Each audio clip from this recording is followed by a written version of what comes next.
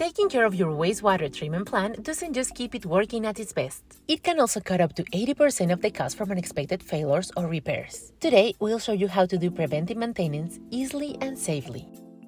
Preventive maintenance means checking your equipment regularly, so you can fix small details before they turn into big problems. We recommend doing this once a month, but it may be adjusted depending on the workload and water conditions. Corrective maintenance, on the other hand, it's when you repair or replace something after it has already failed. That means downtime and higher costs. To do preventive maintenance, follow these steps. Stop the blower unit completely to ensure safety. Loosen the wing nut, remove the metal cap, and carefully clean the air filter. Once the filter is clean, place it back on the base, then reinstall the cap and wing nut. Switch off the thermal magnetic breaker on both the control panel and the blower.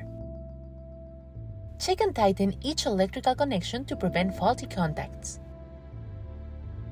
Make sure the current adjustment knob is set to the right position according to the fuse and the rated current of the connected equipment. If the amperage is not correct, remove the cover and adjust with a screwdriver.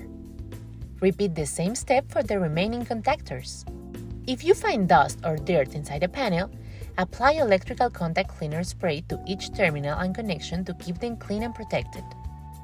Once preventive maintenance is complete, switch on the main breaker. After confirming that everything is properly restored, switch on the blower breaker. Finally, close the panel and resume operation. These same steps can also apply to pumping panels and related systems. With just a few minutes of care, you'll keep your plant safe, efficient, and long-lasting while saving money. And remember, at Bclear we provide lifetime technical support, so you're never alone when it comes to maintenance. If you'd like more details, just contact us.